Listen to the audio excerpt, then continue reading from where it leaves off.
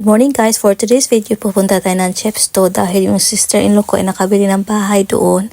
Kaya pupunta tayo at naimitahan tayo doon na mag-lunch. Tapos itong semester, meron siyang pinakitang napaka-high-tech pala na sasakyan ng nabili niya. So tingnan natin. Kasi hindi ko talaga alam na ganito pala sasakyan niya. Set it for 50 degrees, 50 mile an hour. So now I can just leave it at no feet. Yeah. And if you get, see that white line, Yeah. right? If a car reaches that white line in front of me, it'll brake this car. So I don't even have to use the brake. Really? Yeah. All you got to do is, and if I let go of the wheel and it strays, it'll correct itself. You're not driving it? No, look, watch. It's pushed itself back. Galing, no? Yeah, that's all like all. Diba? Akalain nyo, ganun na pala ka-high-tech yung mga sasakyan ngayon. Mag-auto drive na. So anyway, na-share ko lang kasi yung sasakyan ko is makaluma. I mean, sikanhan ng kasi yun. Tapos ito na yung bridge, tatawid na tayo kasi pagkatawid niyan, malapit na yung bahay ng sister-in-law ko. So talaga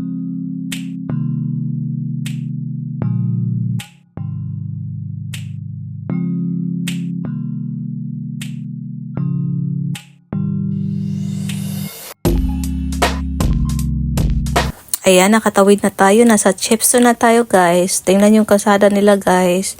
Magkitid, hindi tulad sa Dubai, 4 lanes, ayan. So, malapit na tayo sa bahay ng aking sister-in-law, guys. Nasa bayan na tayo. Oh, ganda ng bahay. Oh, pink. Color pink. So, ayan na, guys. Papasok na tayo sa village nila.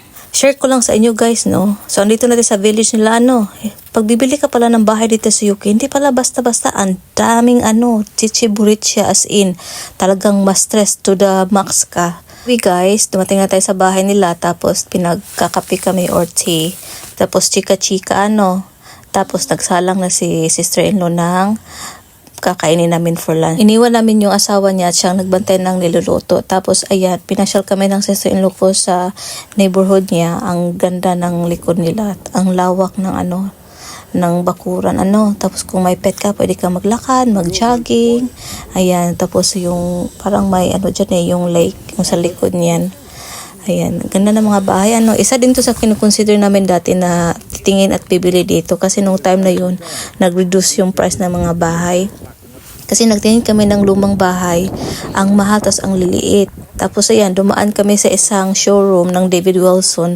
Napakaganda ng design. Ayan, so maengganyo ka talagang bibili. So anyway guys, pag bibili ka ng bahay, mas maganda talaga bumili ka ng brand new house kasi may 10 years warranty. Pero i-consider nyo din kung gaano kalaki space ang kailangan nyo. Kasi pag ganitong showroom, syempre hindi kasama yung wardrobe, diba?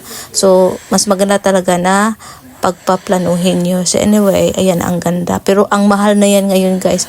3 bedroom atin or 5 bedroom, parang 500 plus 1,000 pounds. Ayan. Napakamahal pero ang ganda. So ayan, pauwi na kami guys kasi tama-tama maluto na yung niluto ni sister-in-law. So ayan, nagluto siya ng Cumberland pie with vegetables.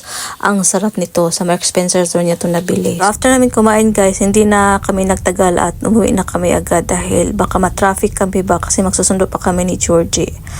Tapos hindi na ako nag-video sa bahay na kasi para privacy na rin. Kaya thank you sis.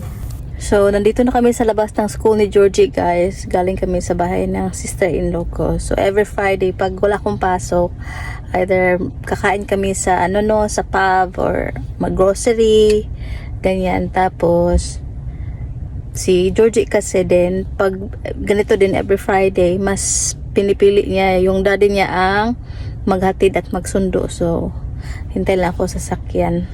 Anyway, tugnaw na kayo daan. So that's it for today guys. Thanks for watching. Bye!